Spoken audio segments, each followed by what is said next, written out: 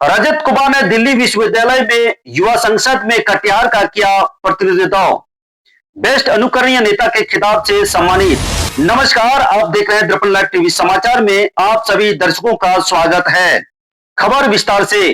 कटिहार जिले के बरारी नगर पंचायत के रहने वाले रजत, जो बरारी नगर पंचायत की मुख्य पार्षद कुमारी व नीरज कश्यप उर्फ हिटलर यादव के पुत्र हैं, इन्होंने युवा सदन में कटिहार जिला के संसद के रूप में प्रतिनिधित्व किया।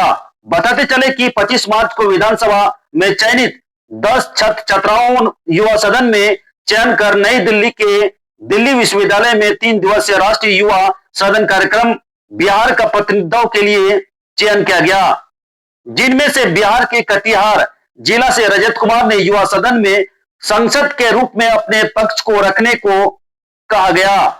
उन्हें वहां नेता प्रतिपक्ष के रूप में अपने विचार को रखना था, जिसमें उन्होंने कटिहार में आए भीषण बाढ़ त्रस्ती और समाधान पर विशेष जोर दिया। साथ ही उन्होंने कहा कि वर्तमान में नीतीश कुमार ने घोषणा किया था कि मेडल लाओ और नौकरी पाओ। बिहार के कई युवा राष्ट्रीय स्तर तक मेडल लेकर आए, किंतु उन्हें नौकरी आज तक नहीं मिला। बताते चले कि राष्ट्रीय 3 दिवसीय युवा सदन में 75वां लोकसभा प्रतिनिधित्व युवाओं के द्वारा किया गया, जिनमें बिहार के कटिहार जिला के बरारी के रहने वाले रजत कुमार को सदन में बेस्ट अनुकरणीय नेता के खिताब से सम्मानित किया गया। यह सम्मान दिल्ली सरकार में मंत्री व ग्रेटर कैलाश के विधायक द्वारा दिया गया, जिसमें अन्य गणमान्य भी उपस्थित रहे। बिहार में कटिहार जिला से रजत कुमार का इस प्रकार का सम्मान कटिहार के लिए गौरव की बात है। वहीं स्थानीय लोगों ने रजत कुमार को उनके उज्जवल भविष्य की कामना की है। आइए आपको सुनाते हैं रजत कुमार ने क्या कुछ कहा इस खबर में। या तो होश तुम्हारा है या रिश्तेदार तुम्हारे हैं। एक हमारे दार्जिलिंग के या थे कि दीवे थे, पता नहीं, भूल गया, सॉरी। उन्होंने कहा कि हमें समय लगता है नीति बनाने में, तो उनके दार्जिलिंग की एक गोरखालैंड की प्रॉब्लम है। कहीं इतना ना समय हो जाए कि आपका जिला खुद टूट जाए और गोरखालैंड बन जाए। हमारे विपक्षियों ने कहा कि हम आपको क्रेडिट नहीं देना चाहेंगे, हम युवा सांसद हैं, विकसित भारत की परिकल्पना कर रहे हैं। अटल जी ने कहा था यह देश रहना चाहिए और हम इसी से सेटिस्फाइड हैं। इस बिल में जो अमेंडमेंट आया है वो हमारी बाइट के बाद आया है, हमसे मिलने के बाद आया, हमें क्रेडिट नहीं चाहिए।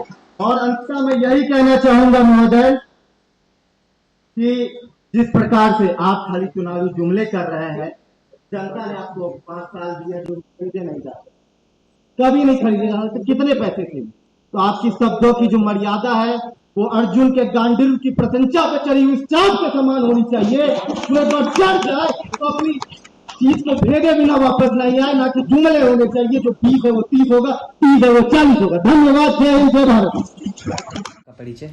मेरा नाम रजत कुमार कश्यप है। मैं कटिहार जिले के बरारी नगर पंचायत का निवासी हूँ। आपको किस खिताब से नवाजा गया है हाल ही फिलहाल में?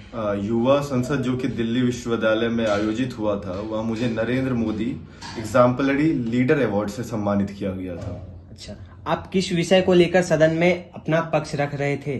मुख्यतः मैं वहाँ कटिहार जिले के युवा सांसद के तौर पर उपस्थित था और मैंने अपने जिले के अंतर्गत 4 मुख्य समस्याओं को उठाया, जिसमें से पहला बाढ़ का समस्या था और जिसका निष्कर्ष भी मैंने बताया कि अगर हम इंटरलिंकिंग ऑफ रिवर्स कर देते हैं तो उत्तरी बिहार और दक्षिणी बिहार का जो समस्या है जल का, वो कम हो सकता है। दूसरा समस्या जो मैंने उठाया था वो था कि हमारे यहाँ जो केले की खेती में कमी आई थी गल्लू नामक बीमारी के कारण, उसके खिलाफ उठाया था। और भी जो कई किसान जो समस्याएं फेस कर रहे हैं उसके खिलाफ। तीसरा था मेरा पर्यटन को लेकर कि हमारे कटिहार में संगम है, 3 नदियों का संगम जो कि कुर्सेला में है और मनिहारी में गोगाबिल नामक झील है जो कि पूरे एशिया में सबसे बड़ा है। तो क्यों नहीं इसे पर्यटन के रूप में डेवलप किया जा सकता है।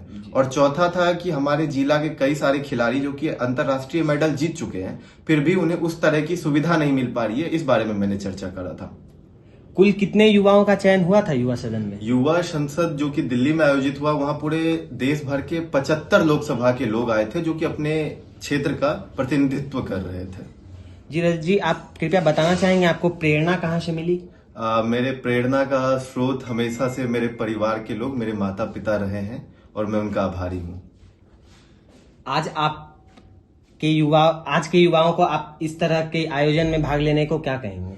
जो हमारा जो देश है वो अभी युवा प्रधान देश है। हमारे देश में लगभग 60% युवा है। तो हम चाहेंगे कि अगर युवाओं का संसद में होना उस तरीके का है कि जैसे एक शरीर में रीढ़ की हड्डी का होना, तो अगर युवा संसद में रहेंगे तो वह जरूर से जरूर अपनी क्षेत्र की समस्याओं को उठा पाएंगे और तत्परता से कार्य कर पाएंगे। जी धन्यवाद। धन्यवाद।